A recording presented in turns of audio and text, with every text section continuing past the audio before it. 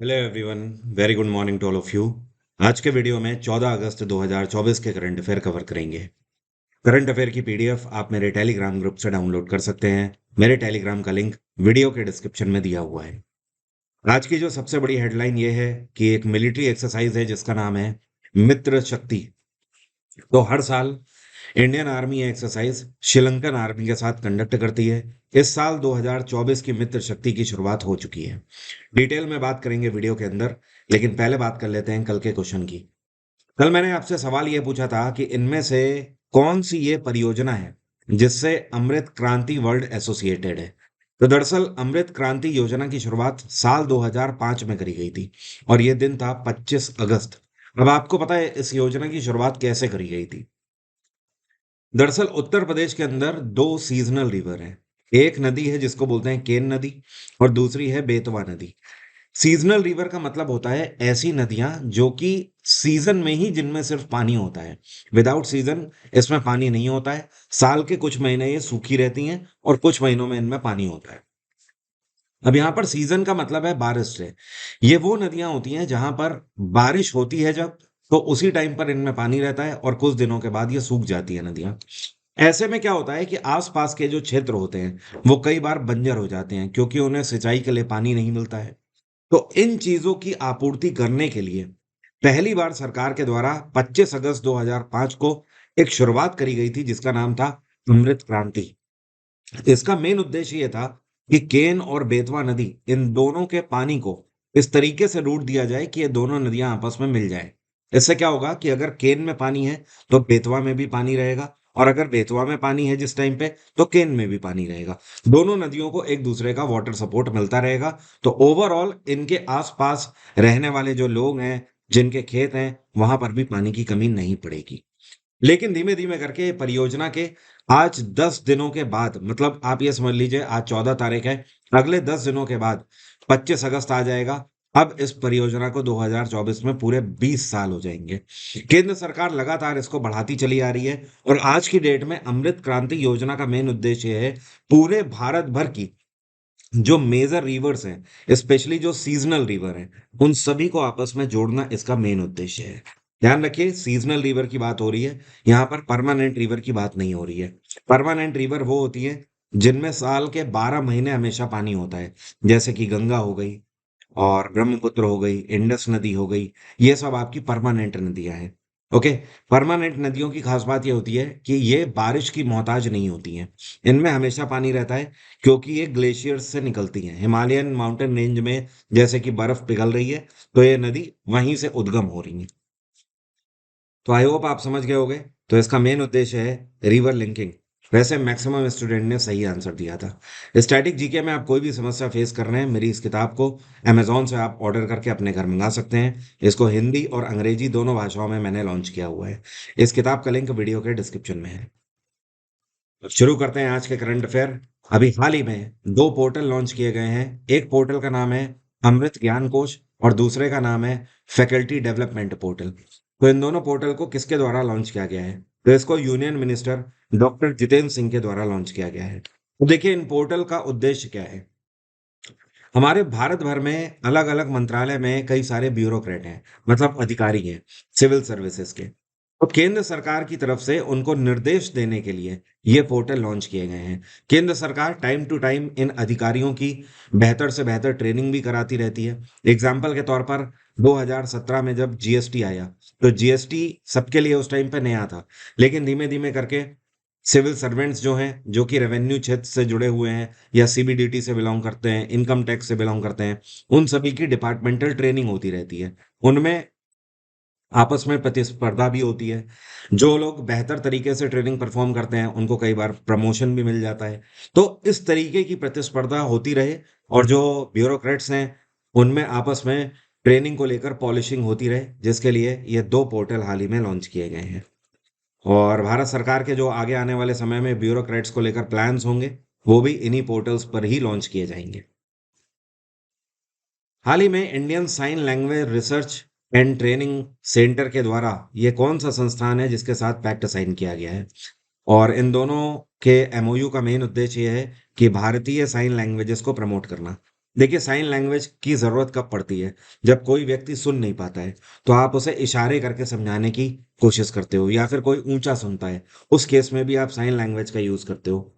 तो जो भारत का Indian sign language research and training centre है, इन्होंने हाल ही में आर्मी वेलफेयर एसोसिएशन सोसाइटी के साथ ये पैक्ट साइन किया है। दोनों मिलकर इंडियन साइन लैंग्वेजेस को प्रमोट करने का काम करेंगे। जगह-जगह पर कैंपेन्स लगाए जाएँगे और वहाँ पर ऐसे लोगों को जमा किया जाएगा जो कि इस तरीके की समस्या से ग्रसित हैं, उनको एजुकेट करने का काम करेगी आर्मी वेलफेयर एसोसिएशन सोसाइटी। मित्र शक्ति मिलिट्री एक्सरसाइज इसकी शुरुआत हो चुकी है। हर साल ये एक्सरसाइज भारतीय सेना कौन से देश के साथ कंडक्ट करती है? तो ये एक्सरसाइज हर साल भारत और श्रीलंका के बीच में संपन्न करी जाती है। इस बार की जो मित्र शक्ति एक्सरसाइज है, ये इसका 10वां संस्करण आयोजित किया जा रहा है। इसकी शुरुआत 12 अगस्त से हो चुकी है, मतलब परसों के दिन से, और ये चलेगी 25 अगस्त तक। अब देखिए, यहाँ पर बात ये है कि एक साल मित्र शक्ति भारत में कंडक्ट करी जाती है, उसके अगले साल श्रीलंका में, फिर एक साल भारत में, फिर श्रीलंका में। इस तरीके से ऑल्टरनेट ईयर्स में ये एक्सरसाइज का वेन्यू चेंज होता रहता है। तो जो इस साल की है, ये कहाँ पर हो रही है? ये श्रीलंका में हो रही है, आपको ध्यान रखना। श्रीलंका में एक जगह है जिसका नाम है मदुरु ओया। क्या नाम है? मदुरु ओया। यहाँ पर श्रीलंका का आर्मी ट्रेनिंग स्कूल है, उसी जगह पर यह एक्सरसाइज कंडक्ट करी जा रही है। भारत की तरफ से इंडियन आर्मी की राजपुताना राइफल्स हिस्सा ले रही है। टोटल 106 सोल्जर्स और अधिकारी मिलकर हिस्सा ले रहे हैं इसमें। श्रीलंका की तरफ से इनकी एक रेजिमेंट है जिसका नाम है गजाबा रेजिमेंट। क्या बोलते हैं? गजाबा रेजिमेंट। ये हिस्सा लेगी। और आपको पता है, पिछले साल 2023 की जो मित्र शक्ति है, ये कहाँ कंडक्ट हुई थी? ये भारत में हुई थी, पुणे में, नवंबर 2023 में। श्रीलंका में इस टाइम पे राष्ट्रपति हैं रेनिल विक्रमसिंघे और यहाँ के प्रधानमंत्री हैं दिनेश गुणवर्धने। इनका नाम आप ध्यान रखें। हाल ही में अभी कुछ ही महीनों पहले नेपाल के एक बार फिर से प्रधानमंत्री कौन बन गए? ये हैं केपी शर्मा ओली। ये कौन से भारतीय एक्टर हैं जिनको life time achievement award Locarno film festival 2024 के अंदर से सम्मानित किया गया है? तो अभी देखिए, लोकार्नो कहाँ पड़ता है? इसको स्विस लैंग्वेज में, वैसे अंग्रेजी में लोकार्नो बोला जाता है, ये एक जगह का नाम है, और स्विस लैंग्वेज में लोसार्नो बोला जाता है। ठीक है, तो आप लोसार्नो बोल रहे हैं या लोकार्नो बोल रहे हैं, बात एक ही है। और लोकार्नो पड़ता है स्विट्जरलैंड में। तो ये स्विट्जरलैंड का 2024 का जो फिल्म फेस्टिवल है, इसमें लाइफ टाइम अचीवमेंट अवार्ड से शाहरुख खान को सम्मानित किया गया है। और इसी को पैरदो आला कैरिया के नाम से भी जाना जाता है। क्या बोलते हैं? यहाँ पर मैं लिख देता हूँ, इस अवार्ड को क्या बोलते हैं? पैरदो एला एला कैरिरिया, कैरिरिया। ठीक है। और इस बार जो लोसार्नो फिल्म फेस्टिवल है, इस बार इसका 77वां संस्करण, 77th एडिशन आयोजित किया जा रहा है। इसमें शाहरुख खान की साल 2002 में एक मूवी आई थी, देवदास, जिसको संजय लीला भंसाली के द्वारा डायरेक्ट किया गया था। देवदास मूवी भी इस पर्टिकुलर फिल्म फेस्टिवल में शोकेस करी गई है। जो ये फेस्टिवल है, ये 7 अगस्त को शुरू हो चुका है और इसका समापन होगा 17 अगस्त को। इस फेस्टिवल की शुरुआत पहली बार 1946 में हुई थी। दुनिया भर की बेहतरीन फिल्मों को इसमें नामित किया जाता है और बेहतरीन एक्टर्स और डायरेक्टर्स को सम्मानित किया जाता है इसमें। रिजर्व बैंक ऑफ इंडिया के द्वारा फैसला लिया गया है कि ये अपने आंकड़ों को एक तरीके से बेंचमार्क स्टेटस देने के लिए नई कमेटी की स्थापना करेंगे। देखिए, बेंचमार्क का मतलब ये होता है कि एक मानक सेट कर देना कि हाँ, अब हमारा जो लेवल रहेगा, वो लेवल इससे तो हमें नीचे नहीं लाना है। तो रिजर्व बैंक ऑफ इंडिया चाहती है कि हमारे जो मानक हों, वो इस तरीके के हों जो कि देश के हित में हों। तो अब हमें केवल ये नहीं सोचना होगा कि हमारी बैंकिंग की कंडीशन कैसी है, हमें ये सोचना होगा कि हमारी अर्थव्यवस्था को इतने सालों में हमें कहाँ पर लेकर जाना है। इस तरीके से सोचने की ज़रूरत है। उसके लिए इन्होंने 10 सदस्यों की एक एक्सपर्ट कमेटी बिठाने का फैसला लिया है। तो इसके हेड कौन होंगे?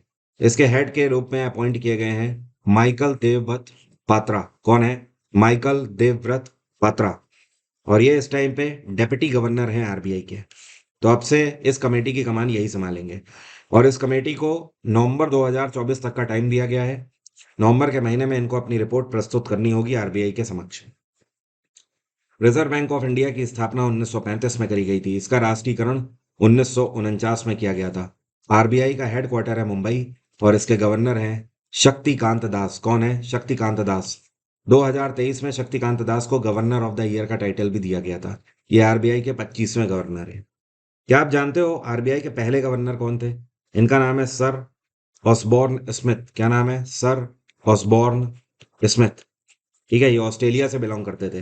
लेकिन कभी कभी क्वेश्चन पूछ देता है आरबीआई के पहले भारतीय गवर्नर कौन थे, तब आपका आंसर हो जाता है सी डी देशमुख। कौन है? C D Deshmukh.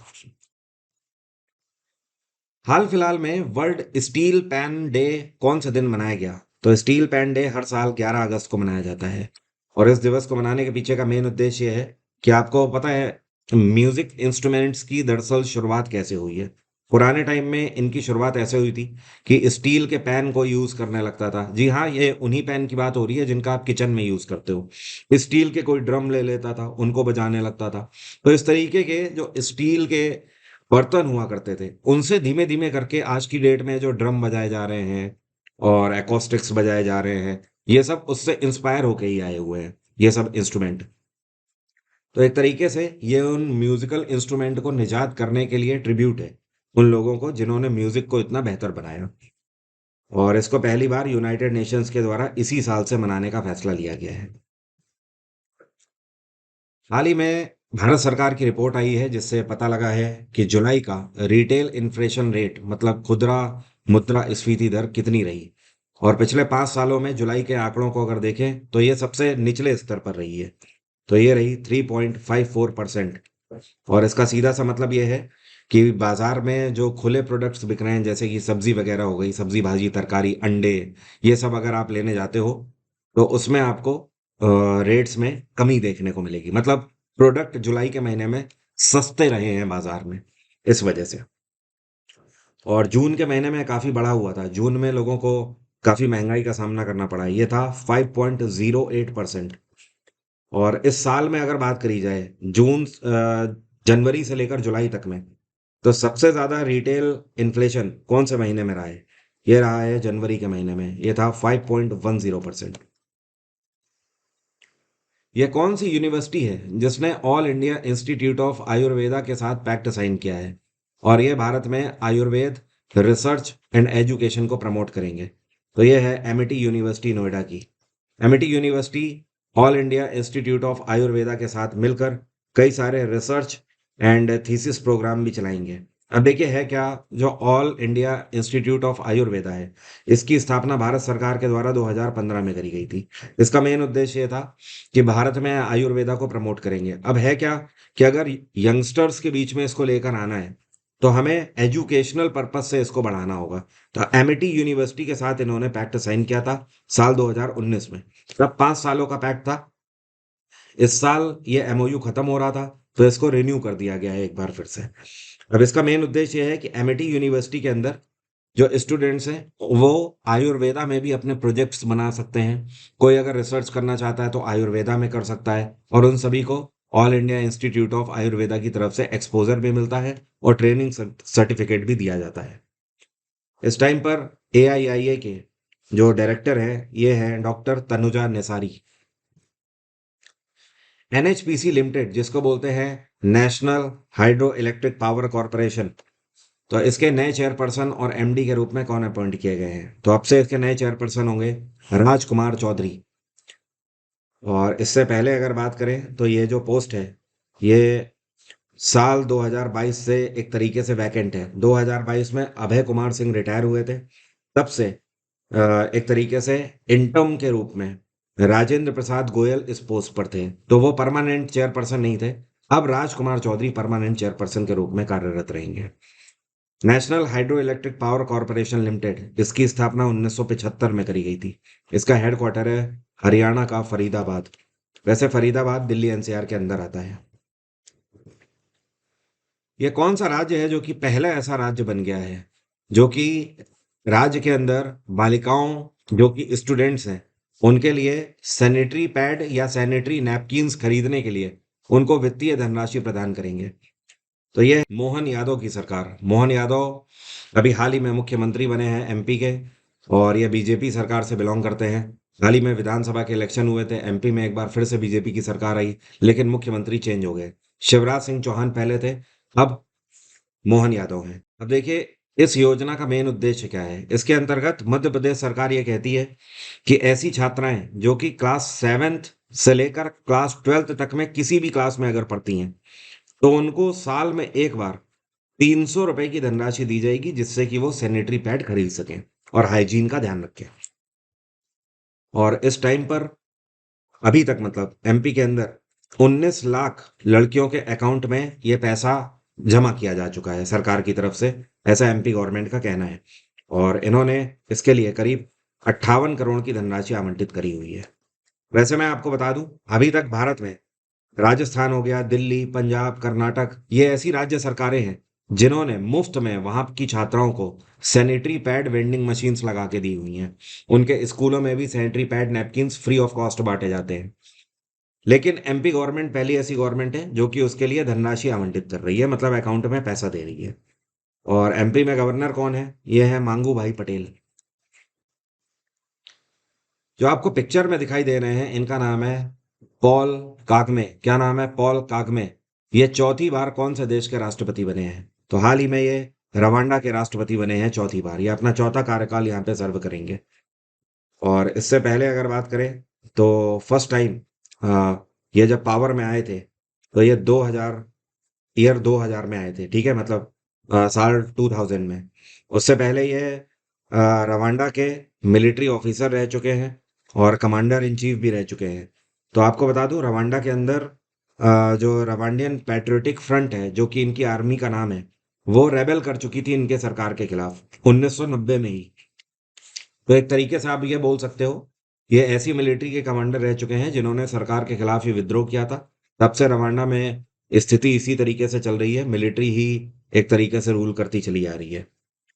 तो अब ये एक बार फिर से इन्होंने जीत दर्ज करी है 99% वोट के साथ। आप समझ लीजिए, एक ऐसा देश जहां पर 99% अगर वोटिंग किसी एक लीडर के फेवर में हो रही है, दैट मीन्स कि डेमोक्रेसी वहां पर ना के बराबर है, आप ऐसा समझ के चलें। क्योंकि एक बेहतर डेमोक्रेसी वही होती है जहां पर सरकार के सामने एक मजबूत विपक्ष भी खड़ा हो। तब तो विपक्ष अपनी बात रख पाएगा, या सरकार अगर कुछ गलत करती है तो विपक्ष बोल पाएगा, लोग उसको अपोज कर पाएंगे।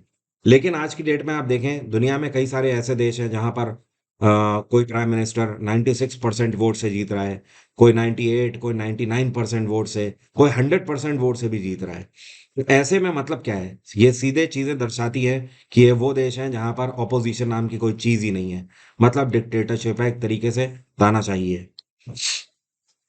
और रवांडा की कैपिटल क्या है? ये एक अफ्रीकन कंट्री है, इसकी कैपिटल है किगली। क्या बोलते हैं इसे? किगली।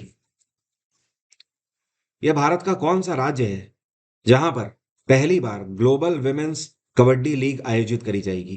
तो यह राज्य है हरियाणा। इस बार ग्लोबल विमेन्स कबड्डी लीग 2024 का आयोजन हरियाणा में किया जाएगा, अगले महीने सितंबर से।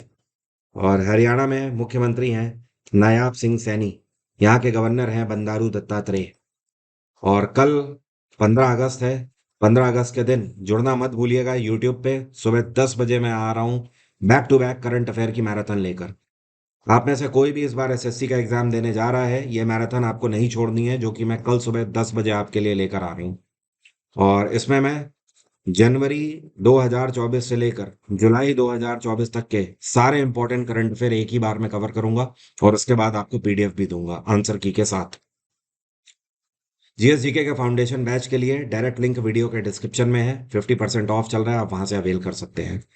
और मेरे जीएसजी के बैच में मैंने सारी चीज़ें, पूरा सिलेबस कंप्लीट किया हुआ है, history, polity, geography, science, economics, computer. इस बैच की मदद से आप अगले 10 से 15 दिन में अपना पूरा सिलेबस खत्म करके एग्जाम देने जा सकते हैं और बेहतर परफॉर्म कर सकते हैं। इसमें 1 लाइन का क्रैश कोर्स भी है, और साथ में मैंने आपको पिछले 5 सालों के पीवाईक्यूज भी कवर कराए हुए हैं। बहुत ही जल्द मैं आपको एक और सरप्राइज देने वाला हूं, और ये सरप्राइज आपको कल सुबह की मैराथन में ही दूंगा, तो उसके लिए भी आप तैयार रहिएगा। फिलहाल मेरा आज का सवाल है, बेटी बचाओ बेटी पढ़ाओ योजना की शुरुआत कौन से वर्ष में करी गई थी? कमेंट बॉक्स में लिखकर बताइए। तो आज की बात यहीं तक रखते हैं। Thank you so much, have a nice day, take care, bye bye, आपका दिन मंगलमय हो।